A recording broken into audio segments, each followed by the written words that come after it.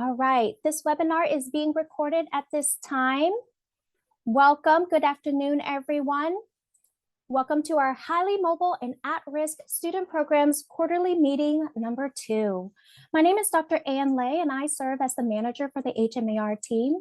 We are so grateful for those who are joining us from across our great state. Your presence reflects the deep commitment you bring to supporting our students and families, and we're honored to spend this time with you. We hope you've had a great start of the school year and that it was both exciting and impactful. These quarterly meetings are designed with you in mind to bring forward relevant resources, timely updates, and actionable strategies that support your work in the field. Our team shows up every day with one goal: to serve you as you serve our students and families. So thank you for the incredible work you do, and thank you for being here today. As we begin today's meeting, we'd like to take a moment to reintroduce the highly mobile and at-risk student programs team. We are housed in the Office of Special Populations and Student Supports at the Texas Education Agency. Our work centers around 3 key areas: Texas education for homeless children and youth, at-risk programs, which includes foster care, pregnancy-related services and dropout preventions, and military-connected students. Each of these programs is designed to support students who face unique challenges and transitions. Our team is here to ensure that you have the tools, resources, and guidance needed to serve these students with excellence and compassion. We are proud to partner with you in this work and grateful for your dedication that you bring to the campuses and communities every day. Before we dive into today's content, let's take a look at our objectives and our agenda. Our goal for this meeting is to provide updates, reminders, and key action items that will support your work throughout the school year. We will start off with some high-level HMAR overview. It's going to be followed by our respective program updates, and then we're going to wrap it up with some reminders and closing remarks. We've designed this session to be informative and actionable, and we encourage you to engage, ask questions, and share insights throughout the webinar. Before we move forward, we'd like to share that Kelly Kravitz, our director, and Dr. Vitamontes, our McKinney-Vento State Coordinator, were unable to be with us today.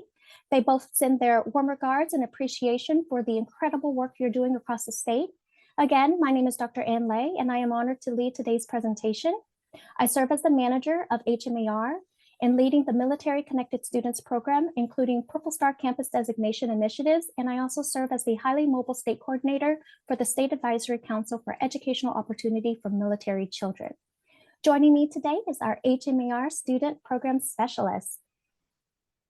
Good afternoon, everyone. I am John Dobbins. I am the HMAR Program Specialist here on the team. I oversee our at-risk programs, which include foster care, pregnancy-related services, and dropout prevention. I also support our work with homeless education. I'm excited to be here today. Thanks for joining us. Together, we're here to support you, answer your questions, and ensure that you leave today's session with valuable insights and resources. So before we begin, there's some housekeeping items we'd like to make note. We have prepared a full deck of rich content for today's presentation, so we will do our very best to respond to any questions that may come in during the webinar.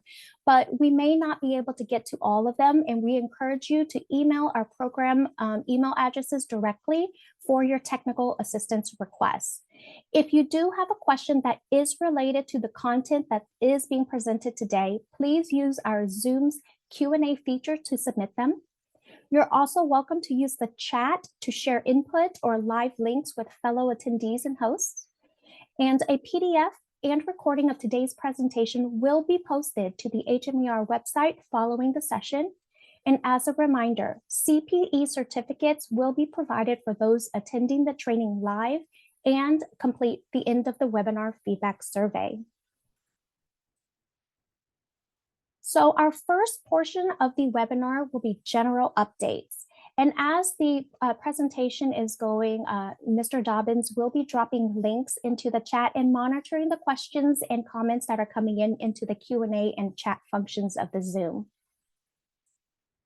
We want to take a moment to celebrate your engagement from our last webinar. We had a total of 624 attendees. 42% of attendees completed the end of webinar survey, which awarded them their 2 hours of CPE. Thank you for your commitment to professional learning. 11% of those joined as part of a watch party, with watch parties all the way up to 7 individuals watching together. This shows the power of collaboration and shared learning. And most exciting of all, 100% of participants reported that the webinar met their expectations. These numbers reflect the strength of our community and the value of the work we're doing together. Let's take a moment to share in this success and keep the momentum going today. And if you were one of our attendees from the first webinar, give us an emoji, a thumbs up, a heart, anything you'd like. And thank you for joining us again today.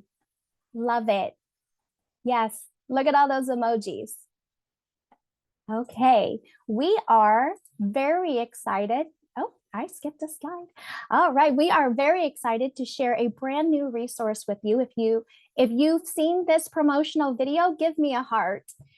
It is our HMAR promotional video titled Programs with Purpose Inside HMAR. While we won't be viewing the video during today's session, John will be sharing the link in the chat so that you can watch it at your convenience. This video was designed to inform and ignite action, showcasing how the HMAR team is working to transform educational outcomes for students experiencing homelessness, in foster care, or connected to the military. We encourage you to share this video with your stakeholders, your colleagues, and community partners. It's a powerful tool for raising awareness and building support for the students we serve. And Mr. John Dobbins will be sending you the link to that in the chat. Before we dive into program-specific updates, we want to take a moment to share some overarching strategies to consider as you support our students during the upcoming holiday season. While this time of year can bring joy and celebration, it can also be a period of increased instability for our highly mobile and at-risk students. Thoughtful planning and proactive support can make a real difference. Here are three key strategies to guide your efforts. Help them to meet essential needs, connecting students with resources for food, warm clothing, and a safe shelter. Fostering connections, creating welcoming activities and sharing information about supports available during school breaks. And then collaborate with your community partners. Extend your reach through donations, outreach, and shared services. These strategies help ensure every student feels seen, supported, and safe, not just during the holidays, but all year long. And for our moment of reflection and processing, we have an audience activity for you.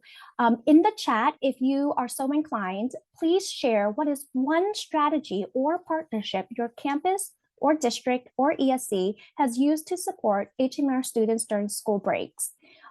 Your ideas may inspire others across the state. John, do we have any that's coming in? Local church, we have local church. We do have local churches, food banks, we have food drives.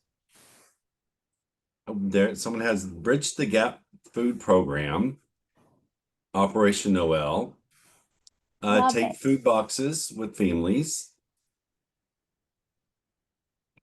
School pantries, yes. A lot of Coats food. for I kids. love the community involvement using your community resources.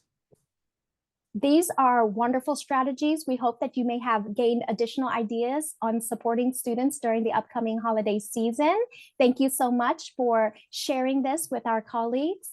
At this time, let's check in with John on at-risk program updates. Thank you so much, Ian. So the HMAR at-risk program includes 4 components. We have foster care, pregnancy-related services. We do oversee a MACHI grant, which is with Big Brothers and Big Sisters, and also dropout prevention. Our focus is to equip school systems with resources, training, supports they need to serve students who face the greatest challenges. These programs help ensure the schools can provide effective services and create opportunities for success for students in most need in Texas. First, we would like to cover foster care. In Texas, a student is coded in PEIMS as being foster care if they are in the custody of the state of Texas due to abuse or neglect, regardless of their current living arrangement. Our team provides comprehensive resources, guidance, and professional learning opportunities tailored to the unique needs of students in foster care. Our goal is to ensure every student in foster care receives the support they need to thrive academically, socially, and emotionally. A new resource we have is the Foster Care ESSA Tool promotional video. This video spotlights the critical ESSA tools available to support educational stability for students in foster care. Whether you're briefing district leaders, training campus staff, or engaging community partners, this video is a dynamic resource to spark conversation and drive meaningful support. And I will drop this resource in the chat now.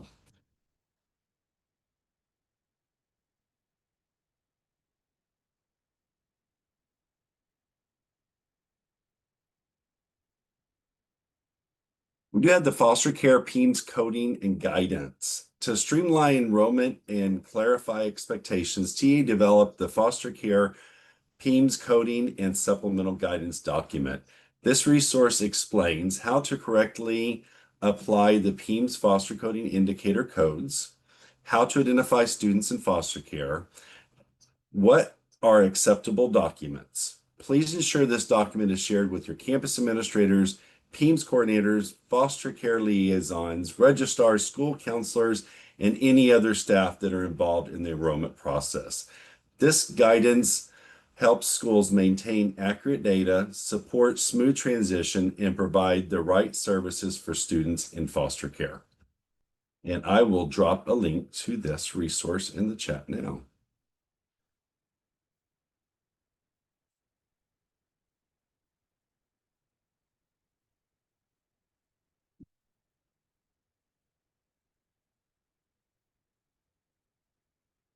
So defining foster care in PEIMS. For educational reporting, the term foster care includes all students in the managing conservatorship or legal custody of the Texas Department of Family and Protective Services, or DFPS. This also covers students placed in kinship, caregiving, and as long as DFPS retains legal custody. For pre-K eligibility only, the definition expands to include students who were in or are currently in another state's foster care system and now reside in Texas. The Texas legislature authorized TEA to collect foster care status for students in DFPS managing conservatorship. Students from other states' foster care systems, except for pre-K purposes, and unaccompanied refugee minors living in Texas are not to be coded as foster care in PEIMS. And now I'm going to cover acceptable documentation for PEIMS coding. DFPS uses the designation of education decision-making form, or the 2085E, to identify who has authority over a child's education decisions. All guardians of students in DFPS management conservatorship must present the 2085E form at enrollment as required by Texas Family Code. If the form is missing, the school should request it immediately. Why does this matter? The form includes contact information for both the education decision maker and the caseworker. Schools are required under Texas code to notify these individuals about any event that could significantly impact the child's education. Schools must store this document securely with other privacy protected records. Additional guidance on education decision making is available in Chapter 9 of our Foster Care and Student Success Resource Guide.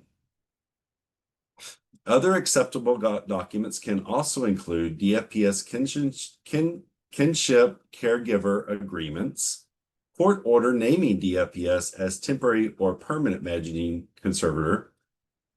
For pre-K registration only, DFPS issues a letter or other official documentations. Receiving and properly handling 2085 forms is critical for compliance and collaboration. It ensures that the right people are informed and involved in decisions that directly impact a child's education, helping schools provide stability and support for students in foster care. We do also have some examples of non-acceptable documentation. The following documents cannot be used to code students in foster care and PEEMS. They are placement authorization forms or letters from child placement agencies, memorandums or letters on DFPS letterhead except for pre-K verification, or home and community-based services. And that would be the Form 8665. Students with these documents may or may not be in DFPS conservatorship. If they are, they will also have a 2085 form. Students with the following documents are not in DFPS managed conservatorship. These are authorization agreements for parent relatives or voluntary caregivers, agreements for parent-child safety placement, documents showing conservatorship under other parties, court or legal paperwork naming somebody other than DFPS as the legal representative of custodial parent. This also includes documents from other states' child welfare system. A reminder here, only students in the Texas DFPS management conservatorship should be coded as foster care and PEEMS. And we have two scenarios for you here. The first scenario is if a student leaves foster care within the school year, do they remain coded for the remainder of the school year? The answer is yes. When a student receives the foster care PEEMS indicator coding, the student will remain for the full year and the summer months. If a student remains in foster care, does the foster care indicator carry over from year to year? The answer is no. The foster care indicator code does not carry from year to year. The students must be recoded at the beginning of the next year. So schools need to ensure that there are processes in place to re-identify students who were in foster care in PEEMS the previous year. If the student continues to be in foster care, the school will need to ensure the status is updated in PEEMS at the beginning of the year. As a reminder, this is referenced in the foster care guide on page 81. We'll be dropping a link to this guide on the next slide. We provide many resources for foster care information and resources on our foster care information resource webpage. Some I would like to highlight are the Foster Care and Student Success Guide. It's your go-to comprehensive resource for supporting the education for students in foster care. Additionally, we would like to highlight the School of Origin Determination one-pager, enrollment conferences, and the ESSA Foster Care Dispute Resolution resource. We have provided a QR code which you may use to connect to our foster care information resource website to access these resources, and I will be placing the link to this page in chat now.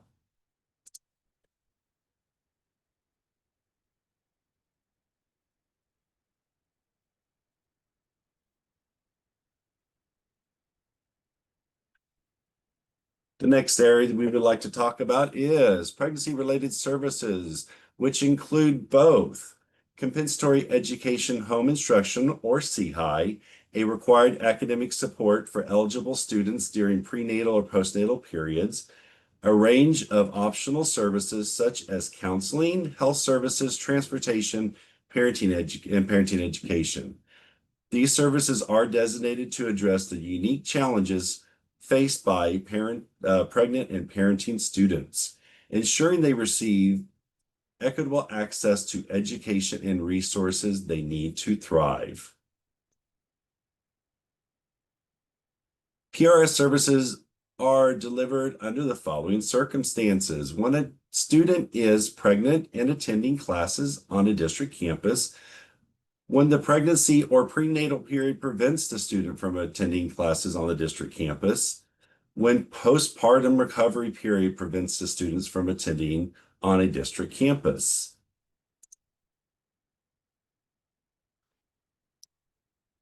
PRS district participation and requirements. District may choose whether to offer PRS program. However, if the district elects to provide PRS, they must also include CHI as a required component. CHI is the only required service under PRS. A district may not code a student as PRS in the attendance accounting system unless CHI is provided. Optional support services may be offered in addition to CHI, but they cannot substitute for it.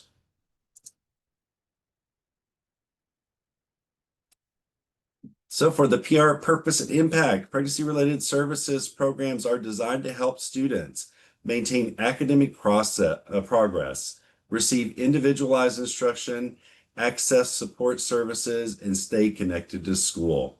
Under Texas Education Code, a student is considered at risk of dropping out if they are pregnant or parent. PRS addresses the risk through targeted interventions that keep students engaged and on track for graduation. PRS is more than a program. It's a system that ensures students facing these challenges have support resources and opportunities they need to succeed academically and personally.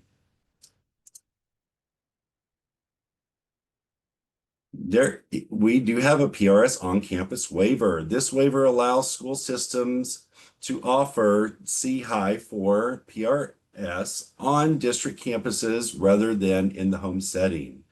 Special education students who qualify for PRS may also receive homebound instruction on campus if the district has an approved on-campus instruction waiver. PRS waivers assist school systems in meeting the unique needs of pregnant students while maintaining instructional continuity. By leveraging this option, schools can create a supportive environment that helps students engage and connect to their education. I will be placing the link to our PRS waiver page in chat now.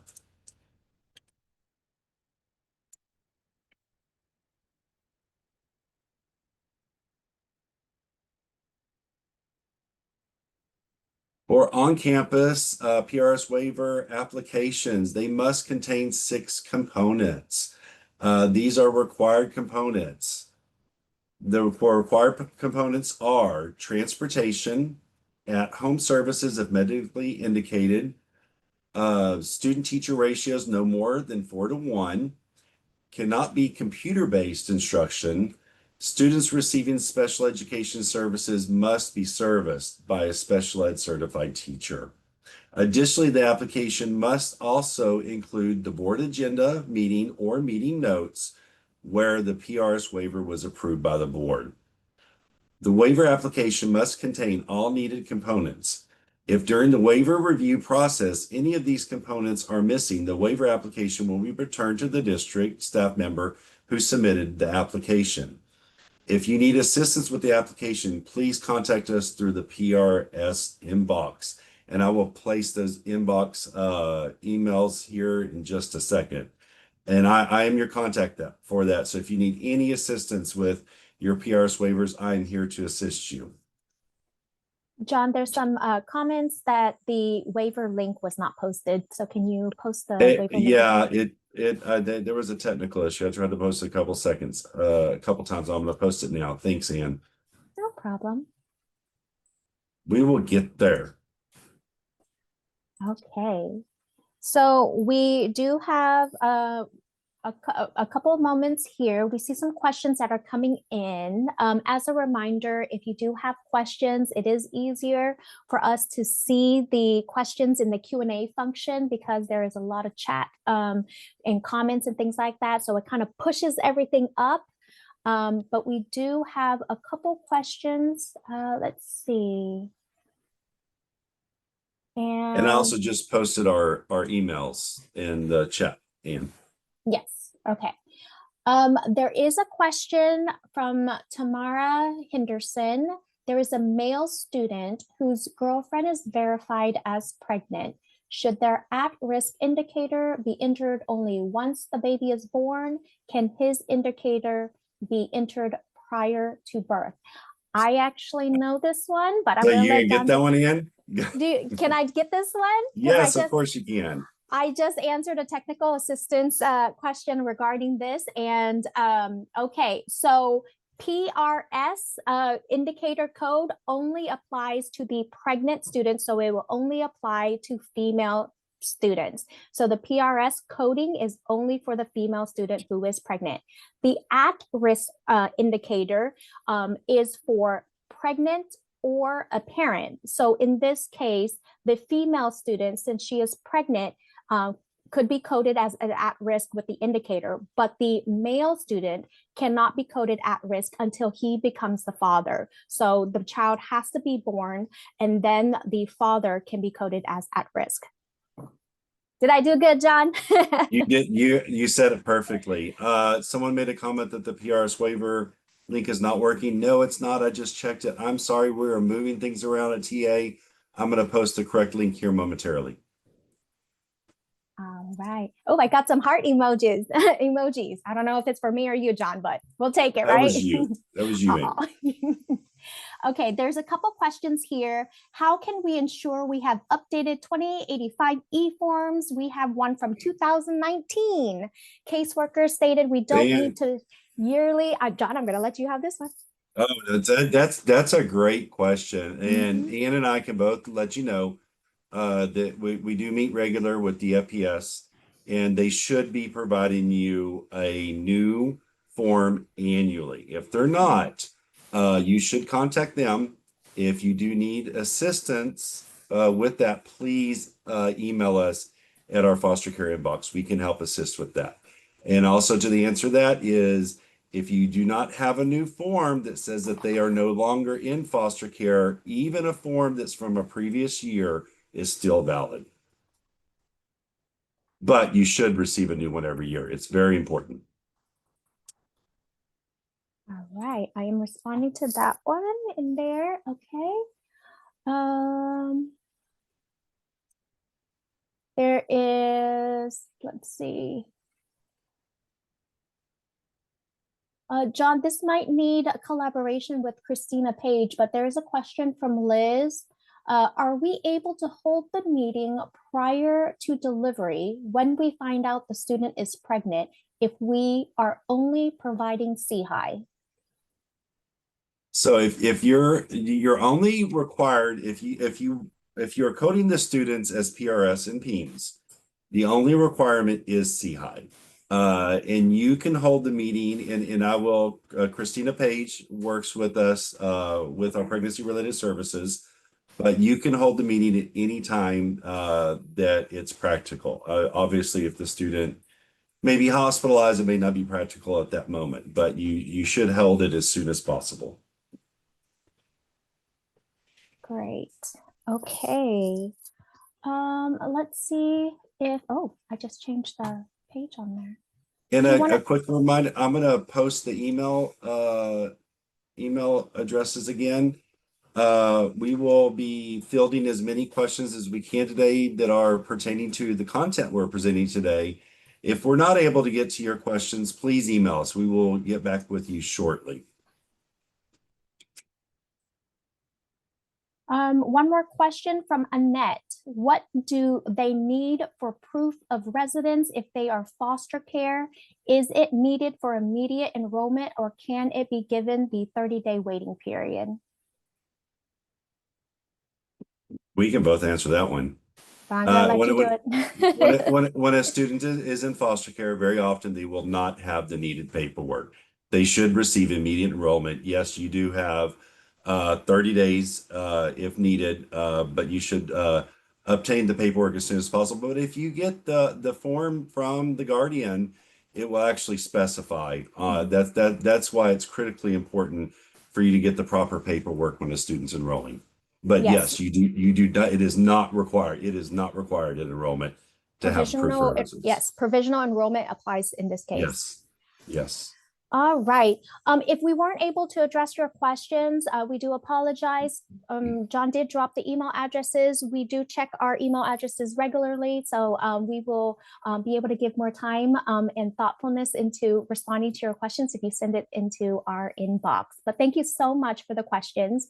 I'm gonna go ahead and let John take over on the next portion. Thank you, Anne. So we would like to now share some updates in our Techi program. We did just have our NACHI conference.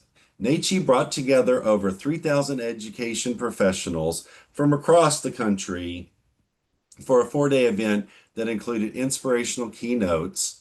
We had an address from our very own OSPSS Deputy Commissioner, Christine McGuire, and over 100 breakout sessions and network opportunities. If you were able to go to the HE conference, could you give us an emoji or put it in chat? Let us know who all here was able to attend the conference this year. I was there and Ann was also there. Oh, look, we have a lot. Yay. I know. Look at all these emojis. Way to It was represent the state of Texas, guys. it was amazing to be there and see all the states that came to Texas. There were so many participants, and a lot of conferences have kind of dropped in attendance. This one did not. And there was also an online conference available. If you attended virtually, give us an emoji. I attended virtually last year and I was able to attend in person this year, and it was a complete difference. And so I do encourage you, if you are able to for the future, to attend this conference in person. It is a very unique experience. And it's such a great opportunity just to network within your state, but also across the state. John and I had the honor of sitting with Virginia and West Virginia to get to know what they were doing in their state. And it was just an amazing opportunity. And I thought it was really for me, and it was really individuals from all areas of the United States and the common challenges that we face and seeing how they were able to overcome those challenges for their students. I thought that was the best part for me. And it's not just the topics didn't just highlight homelessness. If you wear multiple hats, there were presentations on foster care, migrant, like just all types of at-risk student population. So it's such a great mix. All right, I'm not going to interrupt you anymore, John. You go ahead. So on our next slide, we're going to be looking at November is National Homeless Youth Awareness Month. National Homeless Awareness Month is a great opportunity to engage and promote awareness within your school and communities to support students and families experience homelessness. Could anybody, if you are doing anything for November National Homeless Awareness Month, could you put it in chat for us so that we can share it with our colleagues to give them ideas on what they maybe could bring to their communities? Because we have great things that are happening around the state of Texas. And one of the best opportunities when we have these meetings is sharing them so that we can actually spread that throughout state. I see gift card drive, the worn out welcome mat, show the worn out welcome mat, Texas.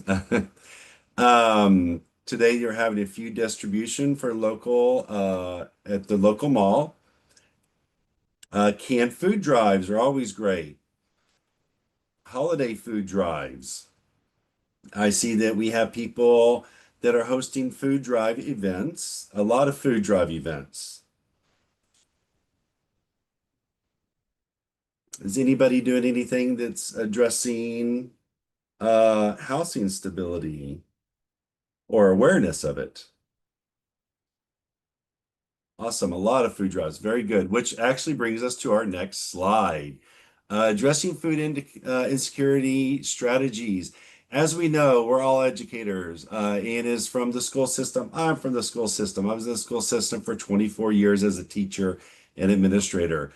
Our breaks that we have over Thanksgiving and Christmas can be very difficult for our students who are experiencing food insecurity.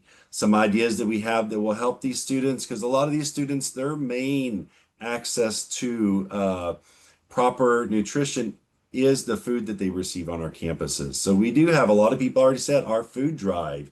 A recommendation is having student volunteers that can help sort food that you receive into piles. Some of our campus might have food pantries or bags of groceries that they can distribute at the district or communities. And we have a lot of those coming in still, Van. Yeah, before we get into the next part, I saw some simulation on homelessness. That's always a very powerful strategy to bring awareness.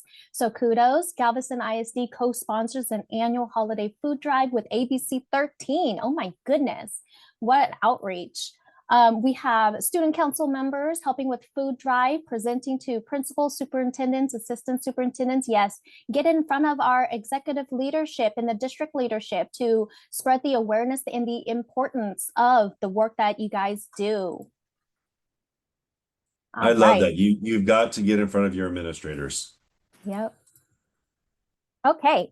So I'm gonna take it over on Techi a little bit on our Techi Student Success and Behavior Support Guide. Got a little zhuzhing up on the title there, but on October 1st, TEA re-released the discipline toolkit that was the original name. It is now Techi Student Success and Behavior Support Guide. This guide has been updated in light of House Bill 6 and serves to support educators and support staff in addressing behavioral challenges for students experiencing homelessness. If you have already accessed this updated tool, please give me an emoji to let me know. And if you haven't, don't worry, John's dropping the link so that you can download your copy today. Oh, look at all those emojis. Oh my goodness. Yes. It includes practical strategies and collaboration tips for working with families and community members. You can access the guide anytime. We encourage you to download it, share it with your team, and integrate these strategies into your daily practice. On top of this, during the NACCE conference, Dr. Vitamontes, Mary Scott from the discipline team, and myself, we did a presentation there on this toolkit. You can actually access the deck on our Techi web portal, the resource library, and we can drop that link to you as soon as John is able to grab it. But even if you weren't able to attend the NACCE conference, you can still access the deck of our presentation on this toolkit. So just really excited about the updates that have been made in alignment to the legislative updates and just how important and impactful this guide can be in supporting our students who are experiencing homelessness. Oh, I am just popping away. Okay, so why does discipline in McKinney-Vento matter? Just at large, youths experiencing homelessness are most commonly referred to these exclusionary discipline. We have our in-school suspension, we have our out-of-school suspension, and disciplinary alternative education program, or DAEP. But just really alarmingly, they are experiencing these suspensions due to violations of student code of conducts, which are the lowest level of disciplinary violations. Now, what does the data say? According to PEIMS Summer 2025, students experiencing homelessness are 2.8 times more likely to be suspended out of school, 2 times more likely to receive in-school suspension, and 5 times more likely to be referred to DAEP. And if you want to learn more about the PEIMS coding and additional data points, it is in the guide on page 9. All right. At this time, let us check to see if there are any questions. Related to Techi here. Nope, no questions. No questions on that. All right. We have one from Angie in. It's quite lengthy. Angie, can you email this to us? And yes, we will Angie. get right back with you. I would love to answer this email, your question, Angie. So email it. I'm going to drop our emails. Again, please email it to the homeless education inbox. Yvonne has a comment. All codes were dropped from allowable OSS. In terms of PEIMS code and chapter 37, we would recommend you reach out to the discipline team and we can coordinate that email address with you so that you can ask technical assistance questions related to that. Thank you for the update guide. Yes, thank you, Jennifer, for accessing the guide and your support. Okay, so We are a little ahead of schedule, which is okay because as soon as we get through all of our content, if we have any time left, what we like to do is stop the recording after our webinar and hang back and just answer some questions for those who are able to hang back. But if we finish early, we're going to give you the time back because we know that you are busy and you wear so many hats. So, oh, Clara says John Dobbins is great. Uh, Yes, he is. He is wonderful. I try. Thank All right. you. Now let's shift our focus to military connected student programs with some updates and insights on how we can continue to support our military connected students across Texas. So as we move through November, we want to recognize that this month is National Veterans and Military Family Appreciation Month. Schools play a vital role in honoring and supporting military connected students and their families, not just on campus, but throughout the broader community. Whether it's through assemblies, care packages, classroom activities, or community partnerships, your efforts matter. So let's take a moment to celebrate and share. Drop a heart if your school has something planned. Give a thumbs up if you've already hosted an event, or share in the chat what your school, your district, or your ESC has done to honor November. We'd love to spotlight your ideas and celebrate the, oh my goodness, I can't, look at all these emojis. This is so amazing. But to tie that off, we'd love to be able to see what you guys are doing across the state of Texas, celebrating those incredible work that's happening. And so please feel free, if you have the time, email us any pictures, any news clippings, any flyers that you would like to share. And if you are planning to apply for the 26-27 Purple Star Campus designation, remember to keep a folder of these artifacts because you can use these as evidence. All right. On this slide, we've highlighted a few engagement ideas that can help you honor and support our military connected students and families in the community. These strategies align beautifully with Module 5 of the Purple Star Rise course and the Military Initiative resource that John will be dropping in the chat. These offer even more resources and tools and inspiration for your campus or the district. If you have taken and completed Purple Star Rise, again, let us know by giving us an emoji. Whether you're partnering with your local Chamber of Commerce or hosting events with veteran organizations, these efforts that foster connection, appreciation, and a deeper sense of belonging are so important for our military families.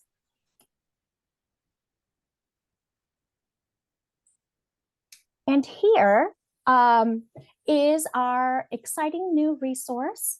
Let us know if you have seen this resource. It is our National Veterans and Military Families Appreciation Month Toolkit.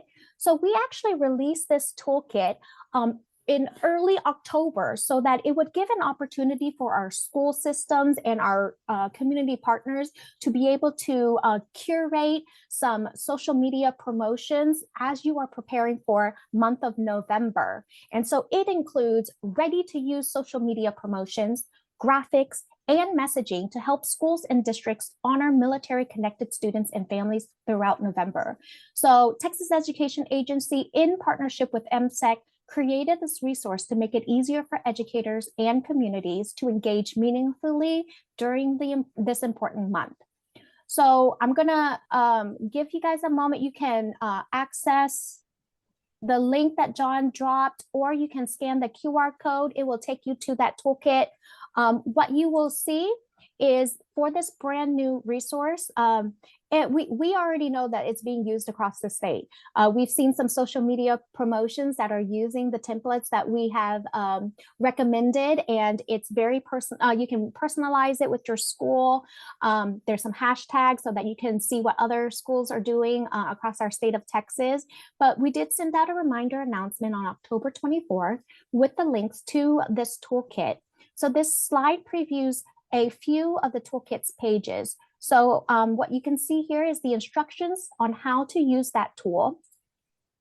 And then we also have sample graphics with and without branding and customizable scripts and tags for social media, emails, and newsletters. Again, these tools are designed to make it easy for campuses and districts to promote appreciation efforts in a way that's both meaningful and visible. So let's hear from you guys. Send us an emoji if you've already used one of our social media promotions from this toolkit, or drop a note in the chat. We'd love to hear what your campus, your district, or ESC is doing to amplify outreach and celebrate military families. Bernice says, we hosted Veterans Day celebration where we had the military families come in for an assembly and a video presentation of certificates. We also had refreshments, tamales, for families to participate in with their children. All classrooms created posters and banners to show appreciation for our military families. Bernice, if you have photos of this, we would love to see it. This seems like such an amazing event.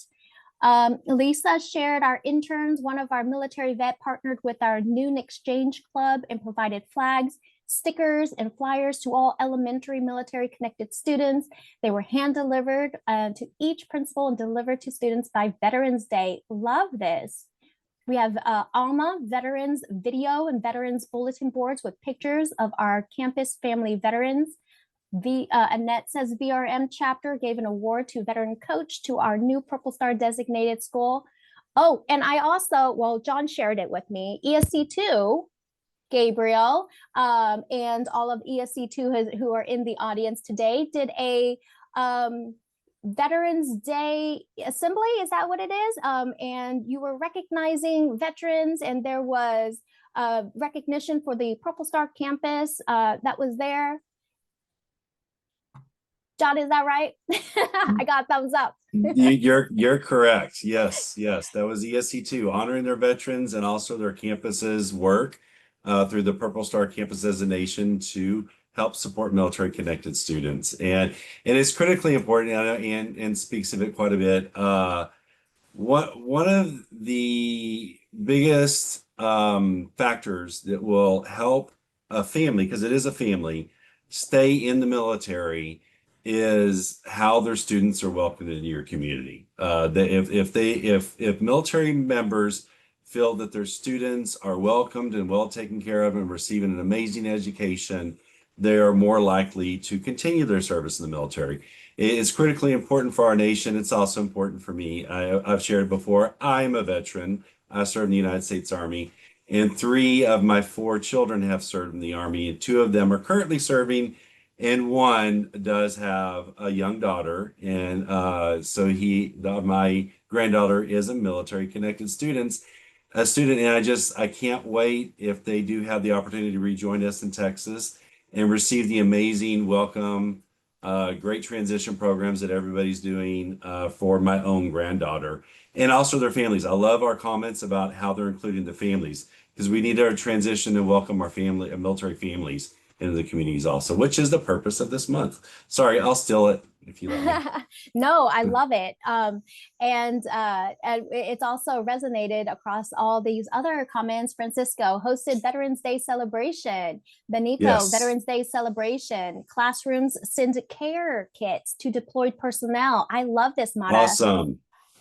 Debbie Walker, all campuses had Veterans Day programs and recognized all military branches. Oh, I love all this. Yes, we had a video. Dina says we had a video with all veterans who wanted to be a part of the video, and some veterans show up, food, children performance. Jesse Turner did a national anthem. They helped with food. All campuses had Veteran Day events and a parade. I love this. Okay, well, we are super excited. This is our MSEC Global Training Summit recap. This was held in Austin, and just wanted to share and shout out Texas leads the way. We did not just show up, we showed out. Everyone just truly amazing, just wow. Texas truly showed up in a big way. On September 26th, we had an incredible opportunity to showcase the strength, dedication, and innovation that's happening across our state in support of our military-connected students' success. This event was hosted at the University of Texas campus in Austin.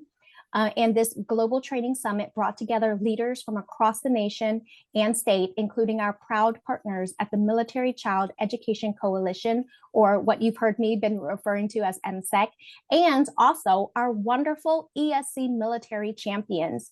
This energizing day of learning focused on how technology can be leveraged to better support students in today's fast-paced world. A key highlight was the inspiring address by Texas Commissioner of Education, Mike Morath, who reaffirmed our state's unwavering commitment to the military-connected students and their families. Texas continues to lead the way nationally, and it's all because of you. We cannot do this work without your passion, your partnership, and the belief in what's possible. And you'll see a few images here with our commissioner and our leaders from MSEC and also from our TEA. And it was such an inspiring event. But on top of that, we made available a specialized pre-conference professional development day the day before this event, so September 25th. And we had our newly formed network of voluntary ESC military connected champions. So these champions that you see here on the screen are dedicated to advancing support for military connected students across Texas. And their collaboration is helping shape resilient, well-supported learning environments statewide. This effort showcased Texas's leadership in innovative partnerships and meaningful change, a true model for the nation. Do you know who your ESC military champion is? And if you do, or send us an emoji or put a heart if you are one of our ESC military champions that's in the audience today. I see a heart, I see a thumbs up, some more hearts, yes. Let's celebrate the leadership and dedication of these champions who are helping Texas lead the way. If you have questions about services, strategies, support for our military connected students, we have such an amazing group of ESC military champions who are eager to help you. And we work very closely with them. So if you have, oh, yes. Ida said, Tanya Raymond, yes, she is amazing. Tanya is amazing. Yeah. They are a wonderful group, and we are so blessed to be able to have such strong leadership in Texas for military connected students. We also saw Gabriel here earlier. Oh, Gabriel was there. Yes. We love Gabriel. And Angie was also in our audience. Okay, so on this screen, micro video series supporting military connected students. Okay, so much celebration already, and there's even more celebrations to share. We're excited to unveil brand new 4-part micro video series designed to support both educators and families in understanding and meeting the needs of military connected students. These short, impactful videos offer practical strategies and insights across 4 key areas: military culture and lifestyles, military families relocating to Texas, military connected students with exceptional and special needs, and supporting military families. This is a powerful outreach tool you can share with your stakeholders to build awareness and strengthen support systems. We'll be dropping the link in the chat so you can explore the series and share it widely. And you can also scan the QR code here as well. And when we say 4 topics, just to clarify, each of these 4 topics, there is going to be 2 videos, one that's geared for educators and one that's geared for families. So they're getting the perspective on both ends. And I would encourage you to even view the family videos if you are an educator. Having perspectives of both sides of it helps to really support the whole child. Thank you, Mara, for joining. She's got to jump off. Okay, as a quick reminder, our Purple Star Campus Support PLC series is in full swing. So far, we've covered Purple Star designated, what's next, and also identifying military connected students. The recordings and slide decks for these sessions are available on the TEA website. Upcoming sessions include developing a Purple Star Advisory Committee, and this is coming up next week, guys, November 19th. And then we have 2 that's in the spring: activities and event planning, and also preparing for redesignation. Be sure to register and join us. We're here to support your journey every step of the way. And John just dropped the link to the flyer where you can find the registration link. Oh, there's the title. It just now it was missing there for a second. Okay. All right. Similarly, we have had great turnouts for our military professional developments in the fall. We had our supporting military children through school transitions, the foundations of it. That was in end of August. And then we recently held our college bound financial aid and college preparations for military families. And that was early this month. We have two left that's upcoming in the spring. We serve two National Guard and Reserve children. That's coming up in February. And then we have When Military Service Ends, supporting the children of veterans. So that's going to be at the end of March. And John, if you're able to drop the link to that. I will, yes. Okay. All right. So moving forward, lastly, I'm excited to share an incredible opportunity for you guys. This is the first ever statewide Military Connected Student Support Summit. That was a mouthful.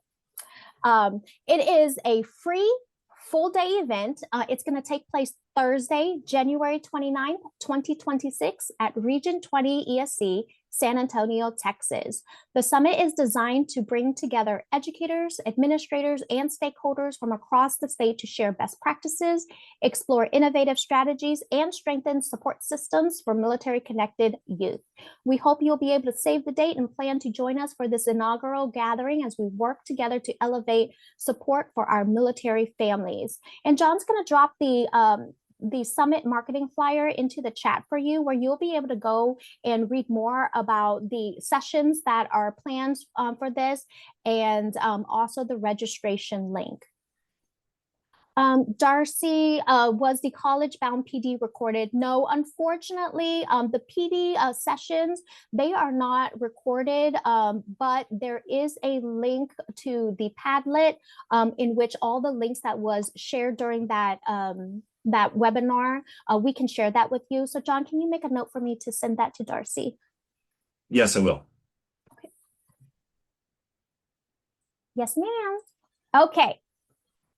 Moment of reflection. So let's see if we have any questions. No questions in there. Do we have any questions in the chat on military or information? We don't have any questions in chat currently. Okay. All right. Well, you'll have an opportunity at the end. We are ahead of schedule, so we anticipate we'll be able to hang on a little bit after.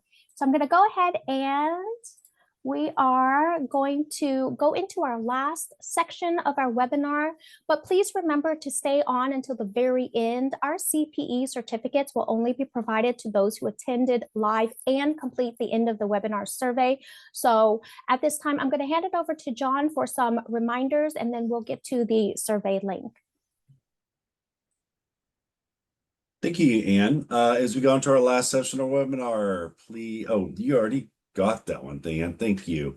We want to remind you to access the HMAR program event calendar for the 2025-2026 school year so that you don't miss any of our upcoming webinars. I'm going to be dropping the link to this now.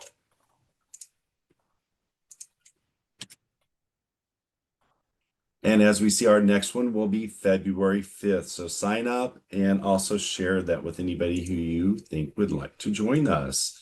We also have on the same site, we have program event calendars for TECHI, foster care, and military connected service students. Please share all 4 of these calendars with relevant staff members so that they can attend the trainings also. And don't forget, if you're here, any staff member that you think would gain information from our webinars, please send them this information. Finally, we would like to remind you to subscribe to receive updates. You can receive updates for at-risk and highly mobile student programs, also foster care and student support, McKinney-Vento homeless education, military connected students, and also pregnancy programs. On this slide, we do have a QR code if you want to access our emails that we are posting a lot because we love to get your emails to help support you. So please do email us with any questions. We do have 4 email inboxes that you can email to. We have for homeless education, foster care, military connected, and also pregnancy related services.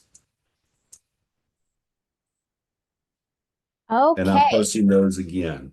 Yep. As John is posting that, we are here at the very end of our webinar. We shared a lot of information, lots of links, lots of tools. So we wanted to have an opportunity to just wrap up everything, summarize it in a key takeaway sort of list. So as a reminder, for HMAR, ensure your school system is making plans to support HMAR students during the holiday season. For our at-risk resource, ensure that staff have the training and resources needed to accurately code PINs so students in foster care receive stability and supports needed. And also PRS waiver applications need all the required information and documentation for approval. For our TECHI, remember that November is National Homeless Youth Awareness Month. For military professional development opportunities, including PLCs and Purple Star Rise TA Learn course, and also our Spring 2026 Military Connected Student Support Summit. For our resource, our HMAR promotional video, we have our foster care ESSA tools promotional video. We had our updated TECHI Student Success and Behavior Support Guide. And for military, our National Veterans and Military Families Appreciation Toolkit and our 8 military micro videos. So at this time, I'm going to stop